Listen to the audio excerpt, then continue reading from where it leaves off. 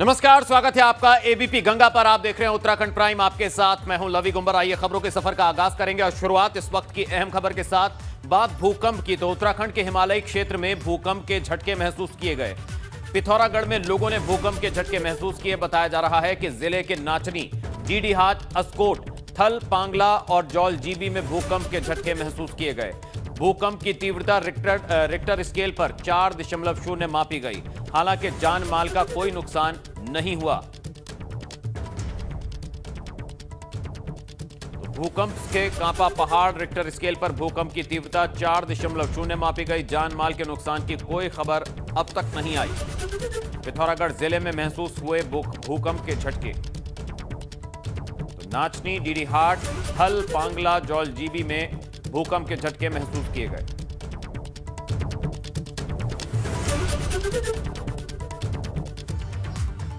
वहीं रुड़की में महिला से छेड़छाड़ के मामले में पुलिस ने मेयर गौरव गोयल समेत 6 लोगों के खिलाफ मामला दर्ज किया है। यह मामला कोर्ट के आदेश पर दर्ज हुआ है। जिस महिला ने मामला दर्ज कराया है, उसका पति मेयर के साथ काम करता था। बताया जा रहा है सैलरी न देने पर कुछ विवाद हुआ था। मामला इस कदर बढ़ा कि युवक को जेल भी जाना पड़ा था। जो शख्स जेल गया था, उसकी पत्नी ने मेयर समेत कई लोगों पर गंभीर आरोप लगाए थे। मेयर ने इसे लेकर कोतवाली पर अपने समर्थकों के साथ धरना भी दिया था। मेयर गौरव गोयल का कहना था कि उन पर गलत आरोप लगाए जा रहे हैं और वो चाहते हैं कि मामले की निष्पक्ष जांच होनी चाहिए। पीड़िता की तहरीर पे माननीय न्यायालय के आदेशानुसार 6 लोगों के खिलाफ छेड़छाड़ व मारपीट इत्यादि धाराओं में एक अभियोग पंजीकृत हुआ है, जिसकी विवेचना जारी है। इसमें एक तो गौरव गोयल हैं, राजीव गोयल हैं, आलोक सैनी, सार्थक गोयल, मनोज कश्यप और अनुज। वहीं सीएम त्रिवेंद्र सिंह रावत हल्द्वानी के दौरे पर रहे। इस दौरान सीएम ने ओपन यूनिवर्सिटी में 26 करोड़ की लागत से हुए विकास कामों का लोकार्पण और शिलान्यास किया। इसके साथ ही सीएम ने अधिकारियों के साथ विकास योजनाओं की समीक्षा भी की।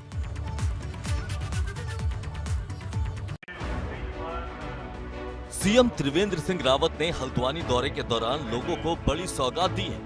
मुख्यमंत्री ने ओपन यूनिवर्सिटी में करीब 26 करोड़ की लागत की योजनाओं का लोकार्पण और शिलान्यास किया। इस मौके पर मुख्यमंत्री त्रिवेंद्र सिंह रावत ने उम्मीद जताई है कि जमरानी बांध परियोजना जल्द ही परवान चढ़ सकती है। जमरानी पर 2700 करोड़ रुपया ये भारत सरकार ने स्वीकृत किया और एडीबी को फंडिंग के लिए उसके लिए नामित किया है। ऐसे ही जो गढ़वाल में सौंग नदी पर जो बांध बन रहा है देहरादून जिले में, उसमें लगभग हमारा 1200 करोड़ रुपए करीब आसपास उस पर खर्चा है। उसको भी भारत सरकार ने अपनी स्वीकृति प्रदान की। उधर शहर में रिंग रोड को लेकर शासन स्तर से कवायद तेजी से चल रही है। साथ ही सीएम ने कहा है कि हल्द्वानी शहर में जाम को देखते हुए नया फ्लाईओवर बन सकता है। उसको हमने स्वीकृत किया है। कुछ पैसा भी उसके लिए, यूटिलिटी शिफ्टिंग के लिए, उसके लिए पैसा भी हमने स्वीकृत किया है। उसमें अलग अलग फेज में काम होगा, क्योंकि उसमें यूटिलिटी है, बिजली के खंभे हैं, टेलीफोन के खंभे हैं, कुछ और यूटिलिटी है, नहर है उस पर, तो उसको सारा उसको कवर करने का काम होगा, उनको शिफ्टिंग का काम होगा, तो उस पर काम चल रहा है। हल्द्वानी शहर में एक बड़ी आवश्यकता महसूस हो रही है कि जो हमारा जो मंडी से लेकर के और अस्पताल जहां हमारा है, या क्या तिराहा बोलते हैं उसको, अगला वाला तिकोनिया तक, इस पर जिस तरह का कंजक्शन हो गया है, ये फ्लाईओवर की डिमांड करता है। हाल ही में सरकार ने पति की पैतृक संपत्ति पर महिलाओं के हक होने का भी फैसला लिया है। अपने दौरे के दौरान सीएम ने सरकार की उस घोषणा का भी जिक्र किया। जो पत्नी का पति की पैतृक संपत्ति में जो अधिकार का निर्णय राज्य की कैबिनेट ने लिया है, उसका पूरे राज्य में और राज्य के बाहर व्यापक स्वागत हुआ है। अपने दौरे के दौरान सीएम त्रिवेंद्र सिंह रावत ने सर्किट हाउस में अधिकारियों के साथ बैठक की। इस मीटिंग के दौरान विकास कार्यों की समीक्षा की गई। सीएम ने सरकार की घोषणाओं के साथ ही विकास कार्यों में तेजी लाने के निर्देश दिए। एबीपी गंगा के लिए हल्द्वानी से अंकित शाह की रिपोर्ट। वहीं जोशीमठ में सर्च और रेस्क्यू ऑपरेशन अभी तक पूरा नहीं हो सका है। सर्च ऑपरेशन आज भी जारी रहा। इस दौरान रेस्क्यू टीमों ने रेणी गांव के पास से एक शव बरामद किया, जबकि तपोवन सुरंग में 2 और शव बरामद हुए, तो वहीं धौली गंगा से भी एक शव बरामद हुआ है। इस बीच सीएम त्रिवेंद्र सिंह रावत ने कहा कि सरकार भविष्य की चुनौतियों को देखते हुए अर्ली वार्निंग सिस्टम तैयार करवा रही है। अभी हम लोगों ने स्टेट की ओर से भी हमने इसके लिए कुछ एक कमेटी बनाई है। प्राकृतिक आपदा है, लेकिन हाँ, आपदा के प्रभाव को हम कैसे कम कर सकते हैं, ये बड़ा विषय है।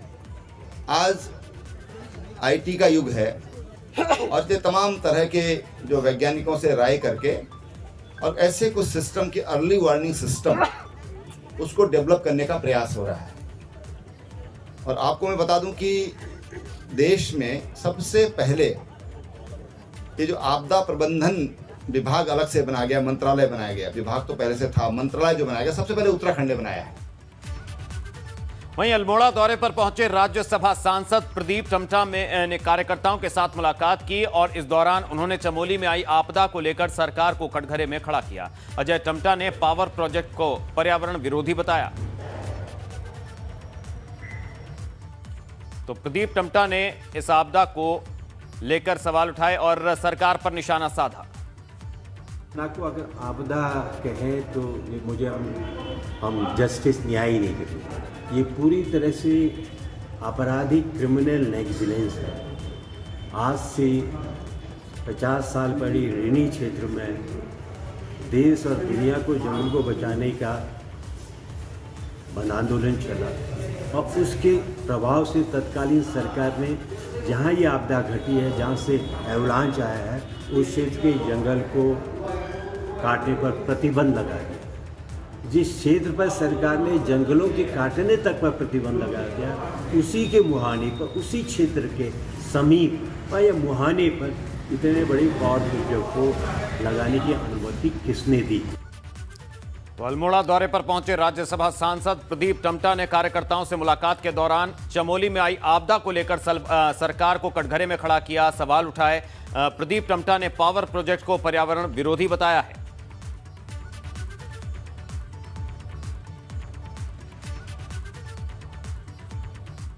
विपक्ष आरोप लगा रहा है, तो वहीं सीएम का कहना है कि विपक्ष को बोलने का कोई हक नहीं है, क्योंकि केदारनाथ आपदा के दौरान कांग्रेस की सरकार फेल रही थी। बोलने का हक नहीं। ताजी केदारनाथ की आपदा हुई थी। ये अपने नेता तो उनके विदेश में थे, लेकिन दिल्ली में जाके उनके फोटो को लड्डू खिला रहे थे और 3 दिन तक कोई होश ही नहीं था कि उत्तराखंड में क्या हो गया है। तो उनके पूछने का अधिकार ही नहीं है, उनका अधिकार समाप्त है।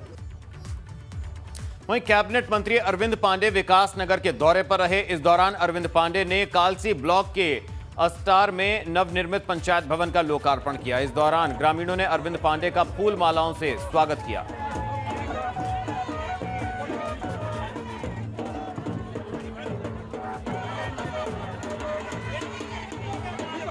पंचायत भवन का लोकार्पण करने पहुंचे विकासनगर पहुंचे कैबिनेट मंत्री अरविंद पांडे और उनका भव्य स्वागत किया गया फूल मालाओं के साथ।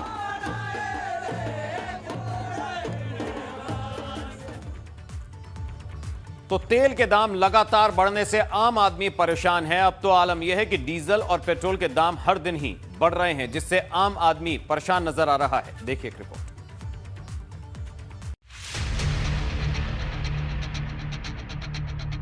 ये जो प्राइस बढ़ रहा है, बेसिकली बढ़ किस वजह से रहा है? क्योंकि वी डजंट नो कि इस पे मतलब हो क्या रहा है। कभी 88, कभी 91, कभी 85।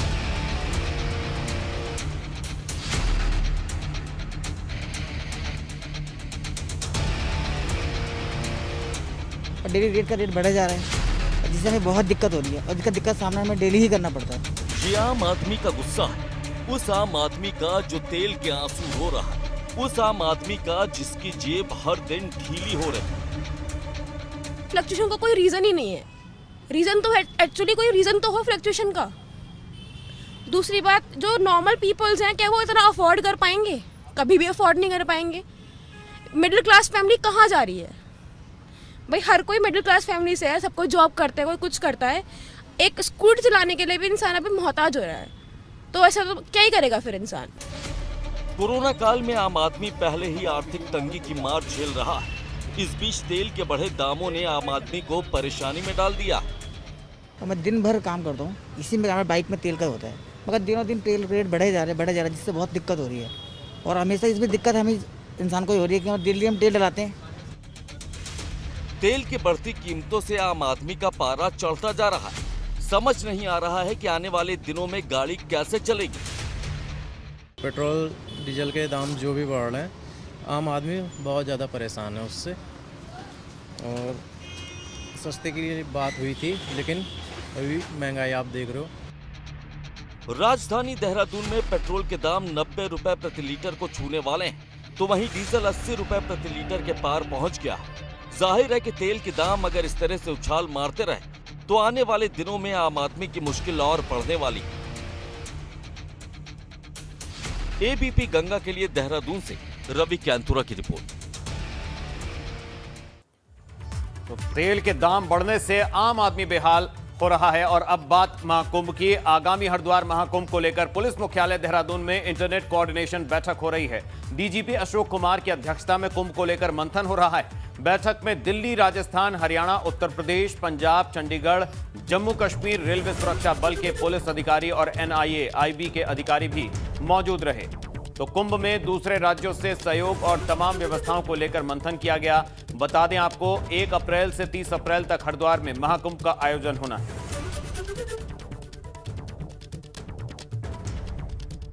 बॉर्डर स्टेट जितने हमारे हैं जिनका कुंभ में महत्वपूर्ण रोल रहता है, उनके साथ कोऑर्डिनेशन बैठक की।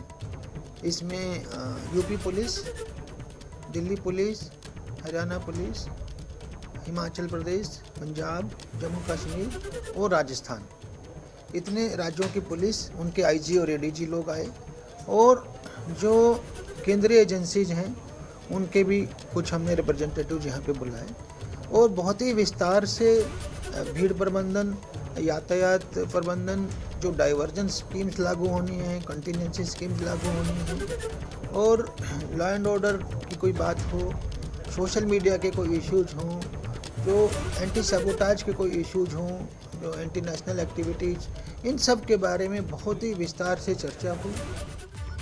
तो हरिद्वार महाकुंभ के अधूरे कामों को लेकर संत समाज नाराज है। निर्मोही अखाड़े के संतों का कहना है कि उनके यहाँ अभी तक कुंभ को लेकर कोई इंतजाम नहीं किया गया। ऐसे में अखाड़ों में आने वाले संत कहां ठहरेंगे? काम धीमी गति से चल रहा है, वो अच्छा नहीं है। कुंभ हमारा ग्राउंड में ही होता है, ग्राउंड में ही होगा। 2 महीना पहले बोले थे कि हम आमंत्रण करके आमंत्रण लेटर देंगे, आज तक नहीं दिया।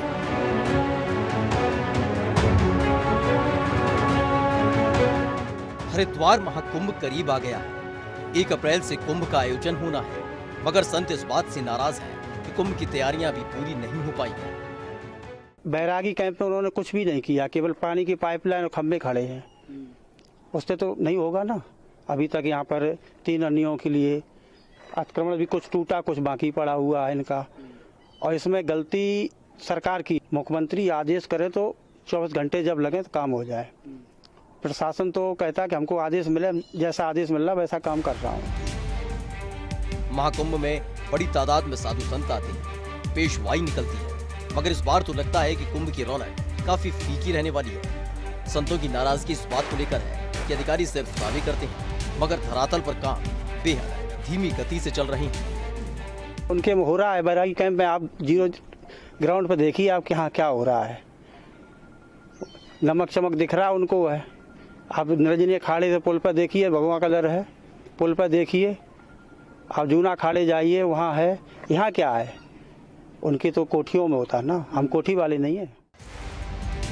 कुंभ के दौरान हरिद्वार में लाखों की तादाद में श्रद्धालु आएंगे। उनमें बैरागी, अणिया अखाड़ों के भी संत शामिल होंगे। इसके साथ ही दिगंबर, निर्मोही, निर्वाणी अखाड़े के तकरीबन 900 खालसों के संत और अनुयायी भी धर्म नगरी पहुंचेंगे।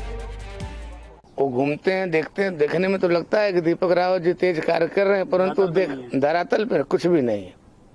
उसको धरातल पे लावे और अतिशीघ्र प्लाटिंग करें, प्लाटिंग करके हैंडओवर करें। हमारी तीनों अनियों का 3 घेरा करें, हमारी बाउंड्री बनावें, ताकि इसके अंदर की जो व्यवस्थाएं हम उस पर कार्यरत हो सकें। संतों की नाराजगी इस बात को लेकर है कि हरिद्वार आने वाले बैरागी संतों और खालसों की अभी किसी तरह की व्यवस्था नहीं है। हालांकि दूसरे अखाड़ों में सरकार खूब व्यवस्थाएं करा रही है, मगर जहां बैरागी और खालसों की टेंट लगने हैं वहां अभी भी सुविधाएं नदारद है। एबीपी गंगा की हरिद्वार से पंकज राठी की रिपोर्ट। तो हरिद्वार में महाकुंभ के कामों से नाराजगी यहां के संतों में ही नहीं है, बल्कि विदेशों से आने वाले संत भी इसको लेकर नाराज नजर आए। नेपाल से यहां कई साधु संत कुंभ में शामिल होने के लिए हरिद्वार पहुंच गए हैं, लेकिन अभी उनके रहने की व्यवस्था ही नहीं हुई है। ऐसे में इन साधु संतों में भी निराशा है, नाराजगी उन्होंने जाहिर की है। उनका कहना है कि पिछले कुंभ में महीने भर पहले सारी व्यवस्थाएं हो जाती थी, लेकिन इस बार अभी कुंभ जैसा माहौल नहीं नजर आ रहा। नेपाल से भारत पहुंचे दिगंबरी अखाड़े से जुड़े हुए संत कुंभ के कामों को लेकर नाराज हैं।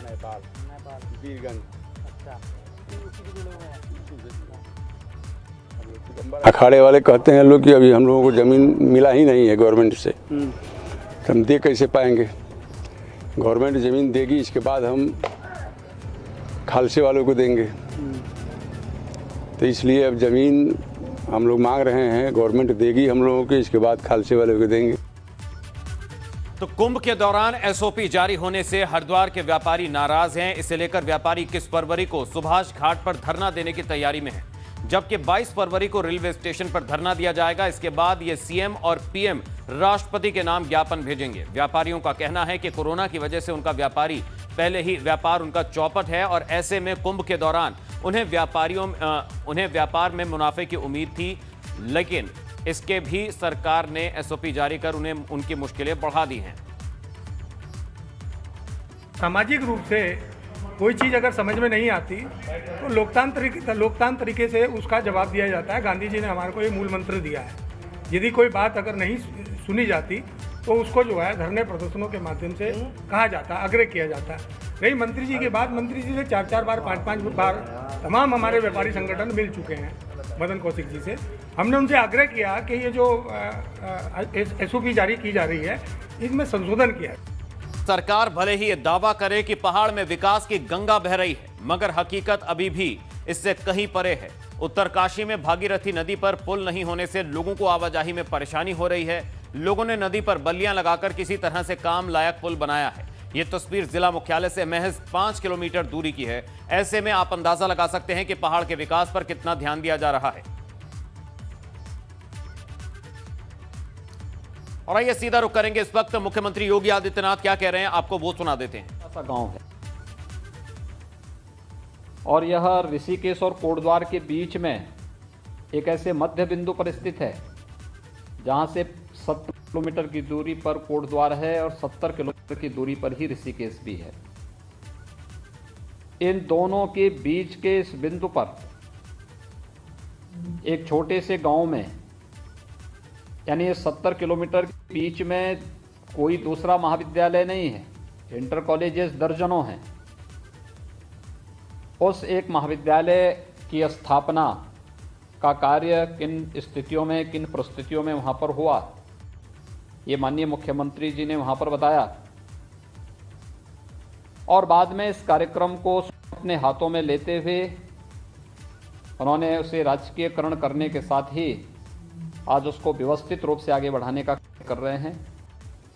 ये प्रसन्नता है कि आज वहाँ पे एक अच्छी डिजिटल लाइब्रेरी और कंप्यूटर लैब की स्थापना यूनियन बैंक अपने CSR फंड से उन्होंने वहाँ पर बना करके तैयार किया है और उसका लाभ महाविद्यालय में जो अध्ययनरत छात्र छात्राएं प्राप्त कर रही हैं। मुझे लगता है कि आज का युग डिजिटल का युग है। हम एक जगह बैठ कर के ही देश और दुनिया में घटित होने वाली घटनाओं के साथ ही